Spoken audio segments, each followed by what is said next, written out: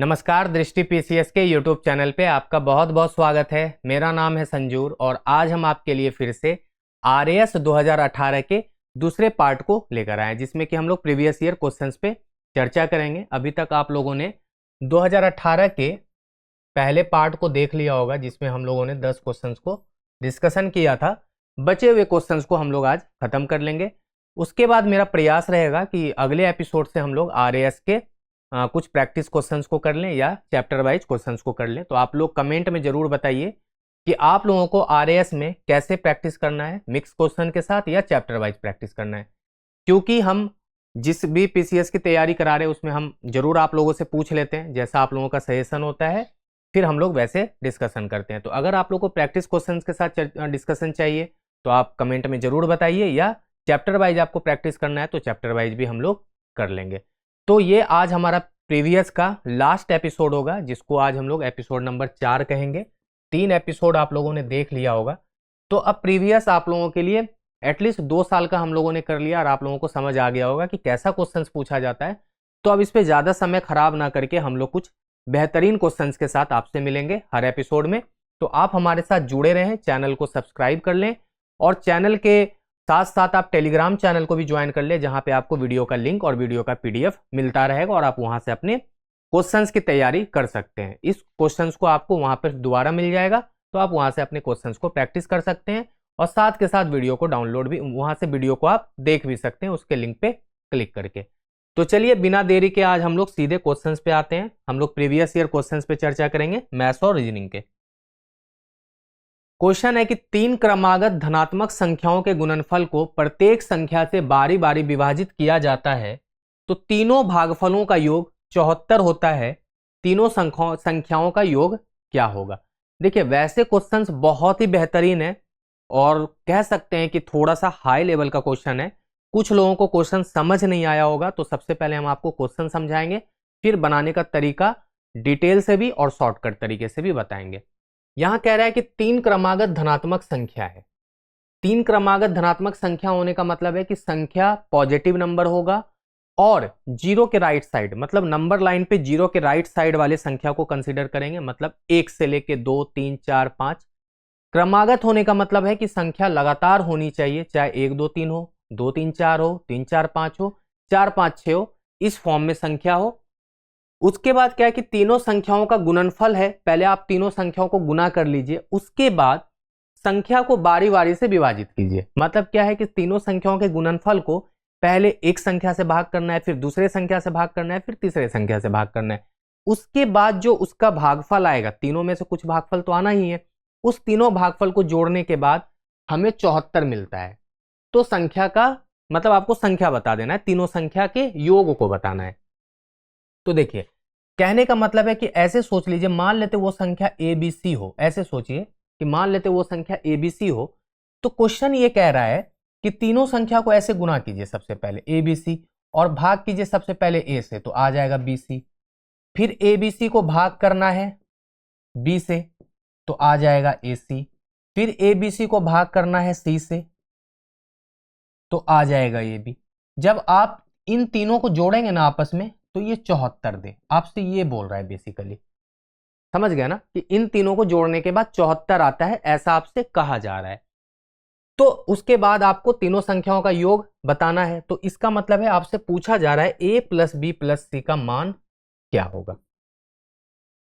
अब क्वेश्चन बहुत अच्छे तरीके से आप लोगों को समझ आ गया होगा।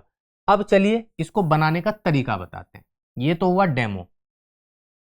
लगातार संख्या है तो आपको पता है लगातार संख्या कैसा होता है, 1, 2, 3 या 2, 3, 4।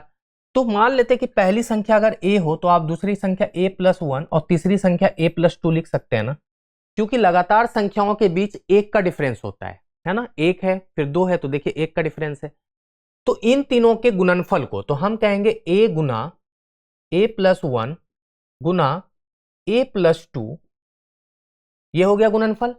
अगर इसको हम बारी बारी से भाग करें, ठीक है, बारी बारी से आप भाग करेंगे, अगर a से भाग करेंगे तो क्या आ जाएगा गुणनफल, देखिए a plus 1 into a plus 2, ये आ जाएगा।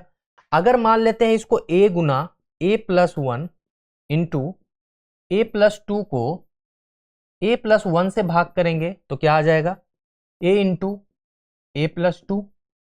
फिर अगर आप यहां पे करते हैं a Guna a+1 Guna a+2 को आप a+2 से भाग कर दें तो आपका गुणनफल क्या आ जाएगा, a इंटू a+1। ये हो जाएगा ना। अब आपसे क्वेश्चन में कहा जा रहा है इन तीनों को जोड़ दीजिए भागफल को। तो पहला है a+1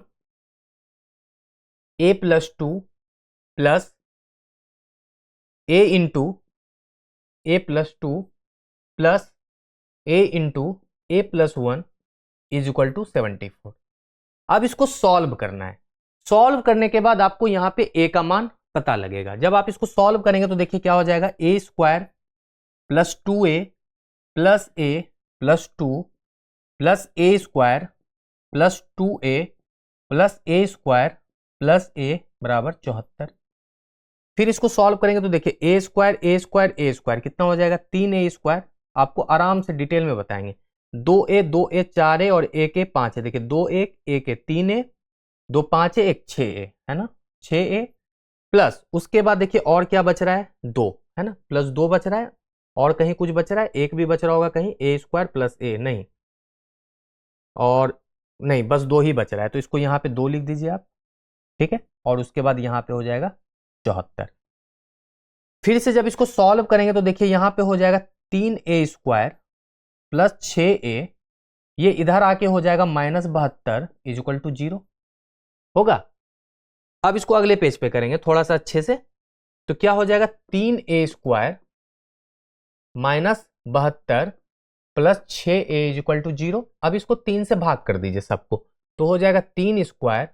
इसको 3 से भाग करेंगे तो देखिए कितना हो जाएगा, 24 plus 2a is equal to 0। फिर इसको भाग करें, इसको हम अब क्या कहते हैं, आप इसको या इसको उधर रखिए ना, क्योंकि इसका तरीका ऐसे है ना लिखने का, a² प्लस 6 से -72 इस फॉर्मेट में लिखते हैं ना। तो a² इसको हम क्या लिख सकते हैं, 3a² प्लस 6a प्लस 72 था तो a² यहाँ 2a और -24 है ना, 24 दिया 72। अब इसको लिखेंगे देखिए a² plus 6a minus 4a minus 24 equal to 0। Splitting middle term कर दिए तो a कॉमन हो गया तो a प्लस 6 और -4 कॉमन हो गया तो a प्लस 6। तो देखिए यहाँ पे a का मान हो जाएगा a -4 और a प्लस 6। तो a का मान यहाँ पे आ गया आपका 4 और -6। तो -6 को तो हम लोग इग्नोर करेंगे, मतलब a का मान यहाँ पे 4 आ गया। अब देखिए a का मान 4 आ गया तो a+1 का मान कितना हो जाएगा, 5, और a+2 का मान कितना हो जाएगा, 6 है ना।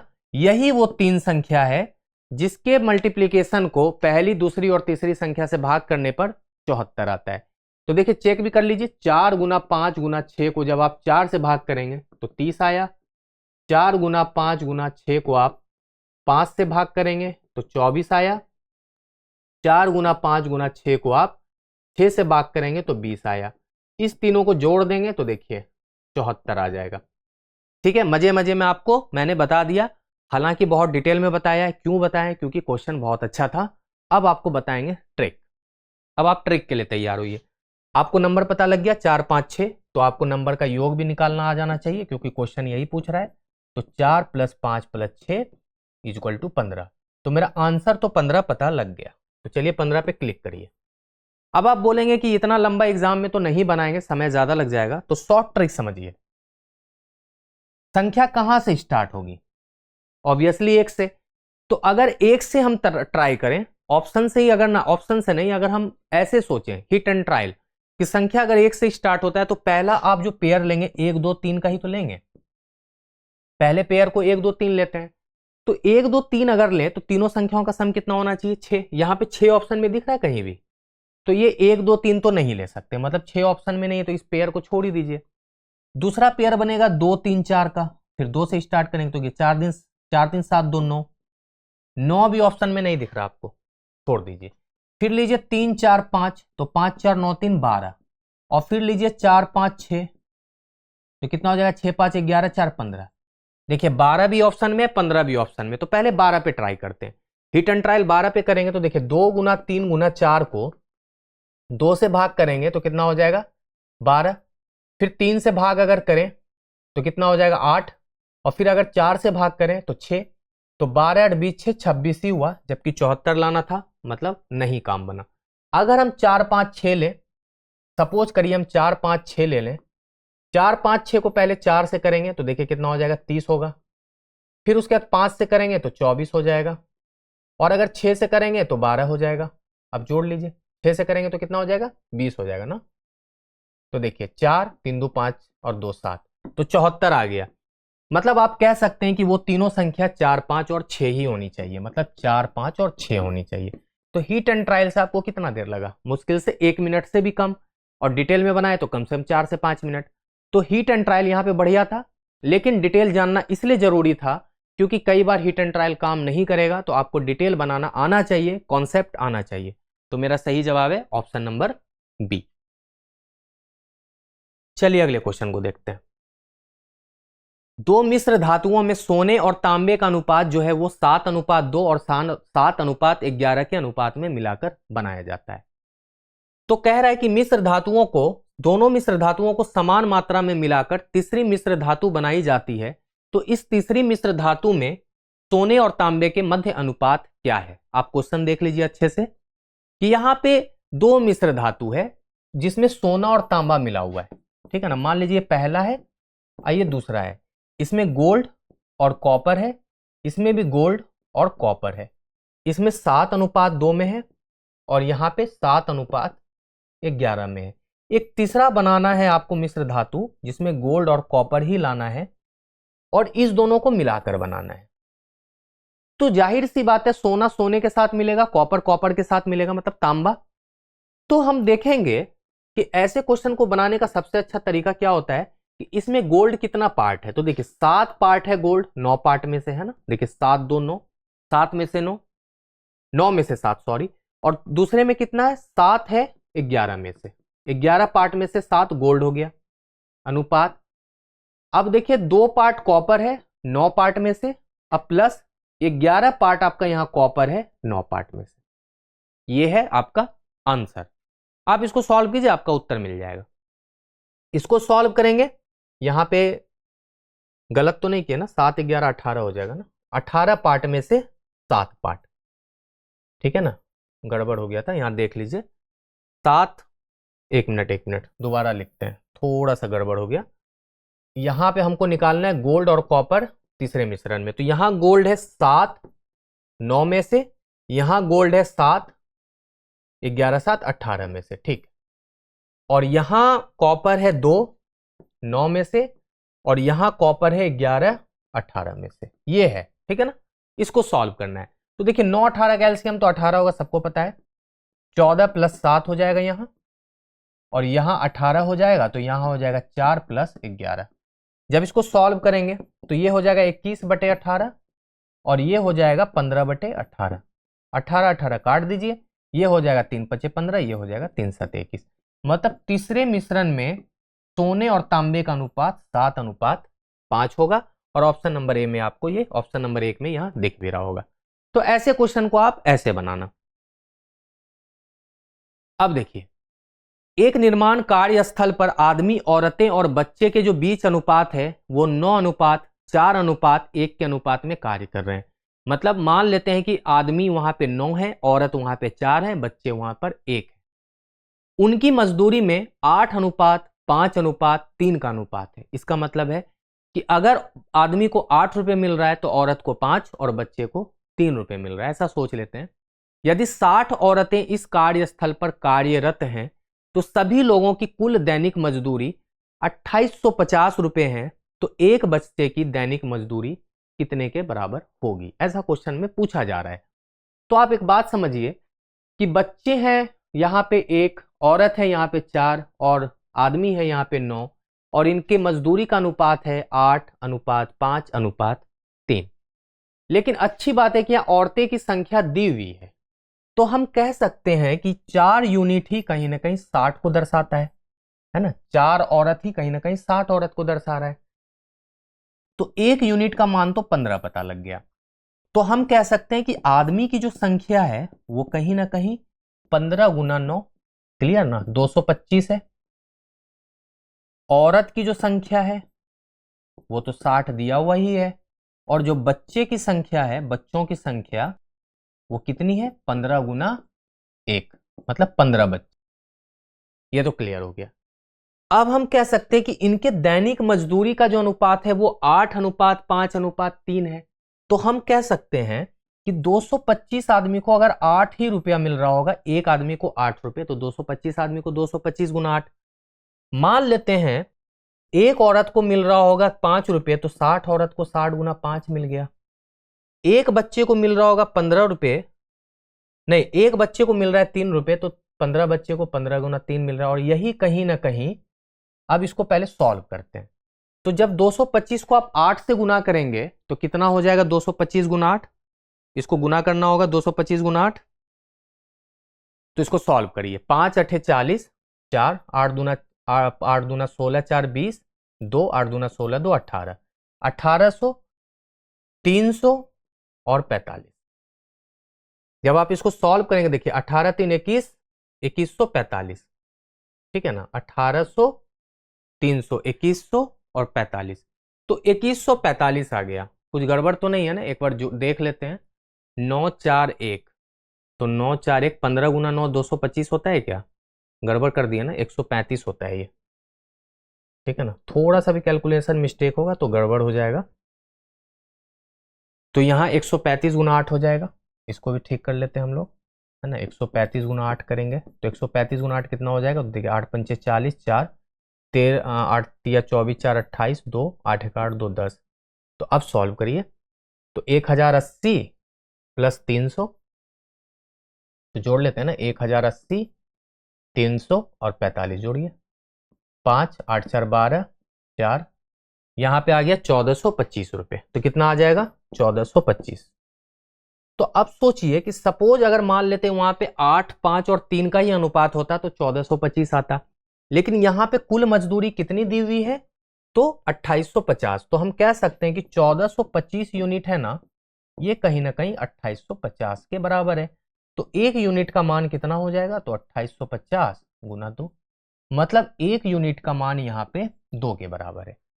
तो हमसे पूछा जा रहा है एक बच्चे की दैनिक मजदूरी, तो यहाँ पे एक बच्चे की दैनिक मजदूरी 3 अनुपात में दिया हुआ है और एक अनुपात का मान है 2, तो एक बच्चे की दैनिक मजदूरी कितनी हो जाएगी, तो 3 गुना 2, मतलब 6 रुपये एक बच्चे को हर दिन मिल रहा था। तो यही मेरा सही जवाब है। कैलकुलेशन पे ध्यान रखिएगा, कैलकुलेशन गलत होगा पूरा क्वेश्चन ही गलत हो जाएगा। अब देखिए अच्छा क्वेश्चन है कि एक निश्चित राशि पर 10% वार्षिक दर से 2 वर्ष के लिए चक्रवृद्धि ब्याज और साधारण ब्याज का जो अंतर है वो 874 रुपया है। तो आपसे मूलधन पूछा जा रहा है, राशि पूछी जा रही है। तो देखिए दर है आपका 10%, समय है कहीं ना कहीं 2 वर्ष, और CI और SI के जो बीच का डिफरेंस है ना वो है आपका 874 रुपये। तो इसका एक सीधा सा फॉर्मूला होता है जो आप याद रखिए, CI minus SI for 2 years is equal to P into R upon 100 का पावर स्क्वायर। बस इस पे आप पुट कर दीजिए और आपका उत्तर मिल जाएगा।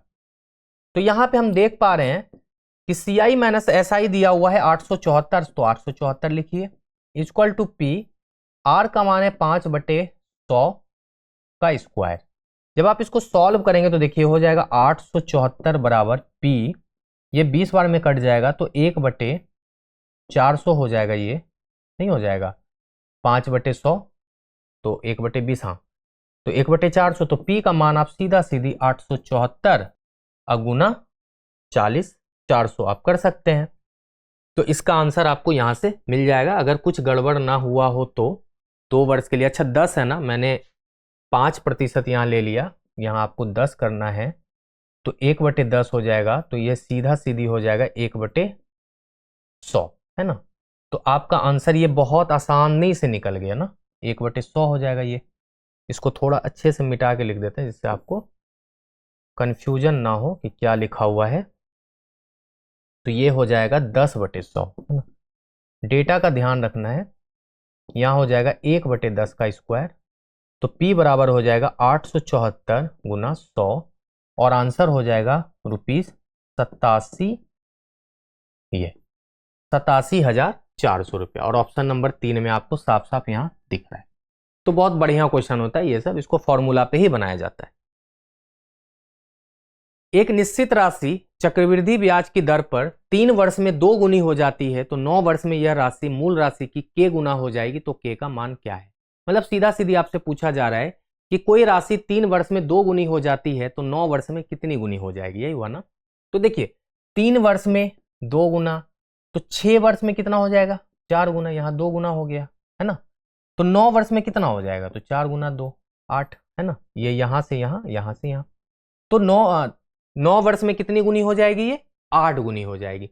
तो 2 का पावर 3 बस सोच लेना है, जितना यहाँ पे 3 से 6, 6 से 9, मतलब 1 2 3 है ना, 3 बार बढ़ा ना ये, 3 से 6, 6 से 9, तो यहाँ पे 2 गुना बढ़ा तो यहाँ पे 3 गुना बढ़ जाएगा। तो मतलब सीधा आपको क्या करना था, 2 का पावर 3 है ना, तो 8 गुना, तो मतलब ये 8 गुना आपके राशि में वृद्धि हो जाएगी, तो आंसर हो जाएगा 8। तो चलिए अगले क्वेश्चन को देखते हैं कि निम्न तालिका पर आधारित है एक प्रश्न जो एक शहर में पंजीकृत वाहनों की संख्या को लाखों में दर्शाती है। मतलब यहाँ पे देखिए वाहन है कार, बस, ट्रक, स्कूटर, अन्य कुल, और ये वर्ष है 1990 से 91 और 2000 से 2001 और 2010 से 11, और इसके क्या है, संख्या को दर्शाया गया है लाख में।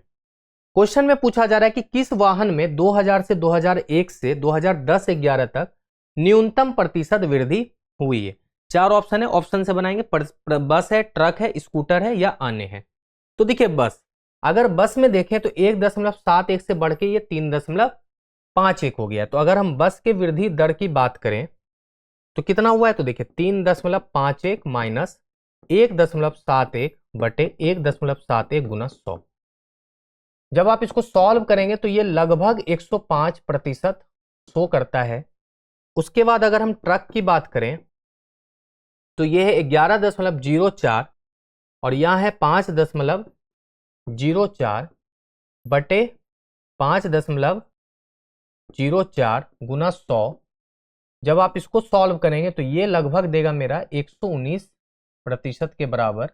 उसके बाद है स्कूटर और अन्य। अब देखिए स्कूटर को देखिए, 2 से बढ़ के ये 45 के करीब हो गया है, तो बहुत ज्यादा वृद्धि। यहाँ न्यूनतम पूछा है तो ये तो हटा ही दीजिए। उसके बाद है अन्य, अन्य में भी देख रहे हैं कि 1 से बढ़ के 11 हो गया, ये भी ठीक ठाक वृद्धि दर हुआ है, तो इसको भी हटा दीजिए। ये 2 ऑप्शन तो ले नहीं सकते क्योंकि बहुत ज्यादा वृद्धि है। इस दोनों में अगर न्यूनतम की बात करें तो न्यूनतम में यहाँ पे बस दिख रहा है, तो मेरा सही जवाब हो जाएगा ऑप्शन नंबर 1 बस। अब अगला क्वेश्चन है कि एक परिवार के 2018 के जून और जुलाई माह के विभिन्न मदों में व्यय और उसकी बचत का विवरण निम्न पाई चार्ट के द्वारा दिखाया गया है। तो यहाँ पे देख रहे हैं जून 2018 में बचत पे 15%, भोजन पे 20%, यातायात पे 25%, कपड़ा पे 15% और शिक्षा पे 25 डिग्री। मैंने पहले ही बताया था कि पाई चार्ट में अगर प्रतिशत में दिया रहेगा तो इन सारे का सम कहीं ना कहीं 100% के बराबर होगा। और जुलाई मंथ में यहाँ पे जुलाई 18 में दिया गया है डिग्री में, बचत 20 डिग्री, भोजन 90 डिग्री, यातायात 90 डिग्री, कपड़ा 45 डिग्री, शिक्षा 115 डिग्री, तो ये टोटल 360 डिग्री शो करेगा। ठीक है। अब यातायात और भोजन पर कुल व्यय जुलाई में जून से कितना प्रतिशत अधिक है, तो हम सबसे पहले जून में देखते हैं यातायात और भोजन पे कितना खर्च है। तो देखिए यातायात भोजन पे 45%, तो 13,200 का 45% निकाल दीजिए, तो 132 गुना 45 करिए, 5 दूना 10, 5 ते 15 1 16, 5 1 6 है ना, 8 12 और 5, तो कितना हो जाएगा 0, 8 6 14, 6 2 8 1 9, मतलब 5,940। ठीक है। उसके बाद यहां पे देखेंगे जुलाई में कितना है 180 डिग्री, कितना में से 16,500 गुना 180 बटे 360, क्योंकि डिग्री है तो 360 है ना, ये तो सीधा सीधी आधा हो गया है ना, 8,250। तो कितना वृद्धि है, तो देखिए 8,250 माइनस 5940 बटे 5940 गुना 100, सॉल्व कीजिए। 0 1, 12 में 9 गया 3, 7 में 5 गया 2, 2310 बटे 5940 गुना 100। लगभग में बोल रहा है तो लगभग में जब इसको निकालेंगे तो देखिए 23 दूना 46, तो ये कितना हो जाएगा, सॉल्व भी कर लेते हैं इसको, कोई दिक्कत नहीं है। 231 कहाँ पे करें, यहाँ कर लेते हैं 231 और इसको 594 से भाग, ठीक है, आपको पता लग जाएगा। 5 चौके मतलब ये 4 में आ रहा है लगभग, तो हम कह सकते हैं 4 में एक ही ऑप्शन यहाँ पे दिख रहा है 45%, तो हम कहेंगे कि लगभग 45% यहाँ पे प्रतिशत अधिक दिखा रहा है जून से जुलाई में। तो इसमें बस कैलकुलेशन का ध्यान रखिएगा, कुछ गड़बड़ ना हो। एक बार दोबारा कर लीजिए 132 गुना 45, अगर आप गलती ना किए हो तो 45 गुना 90 कैरी 9, 45 तिया होता है 135 और 9 जोड़ देंगे तो हो जाएगा 144, तो हो गया ना गड़बड़, नहीं गड़बड़ अभी नहीं हुआ है। 4 45 से 45 4 49, यहाँ 4940 हो रहा है, तो थोड़ा सा गड़बड़ हो गया होगा यहाँ। एक बार फिर से देख लेते हैं। 5 दूना 10, 7 5 से 15 1 16, 5 1 5 6, 4 दूना 8, 3 चौके 12, 4 1 4, यहाँ 5, ठीक है, यहाँ तो ठीक दिख रहा है। 45 से 45 गुना 90 9, 45 दिया है 135 9, 144 14, ठीक है 5940 ही होगा। तो इस तरह मेरा आज का जो RAS 2018 में जो बचे क्वेश्चन थे प्रीवियस ईयर के, हम लोगों ने हल कर लिया है और विश्वास है कि आपको बहुत अच्छा लगा होगा। कुछ DI के क्वेश्चन में कैलकुलेशन है, आप इसको खुद भी कर लेंगे कैलकुलेशन को, तो आप कैलकुलेशन जितना जल्दी करेंगे आपका एग्जाम में उतना जल्दी क्वेश्चन बन जाएगा। तो इस तरह आज जो हम लोगों ने क्वेश्चन देखा है, बहुत बढ़िया बढ़िया क्वेश्चन देखा है। तो आगे कमेंट में जरूर बताइएगा कि आपको अब कैसे प्रैक्टिस करना है। अगर आपको प्रीवियस ईयर क्वेश्चन अभी और कराना है तो वो भी बता सकते हैं आप, या आपको प्रैक्टिस क्वेश्चन करना है मिक्स क्वेश्चन के साथ, या आपको चैप्टर वाइज करना है तो आप जरूर बताएंगे। वीडियो पे लाइक और कमेंट करना बिल्कुल ना भूलें। चैनल को सब्सक्राइब कर लीजिएगा और टेलीग्राम चैनल से जरूर जुड़ जाइएगा। तो चलिए मिलते हैं अगले वीडियो में, आज के लिए शुक्रिया।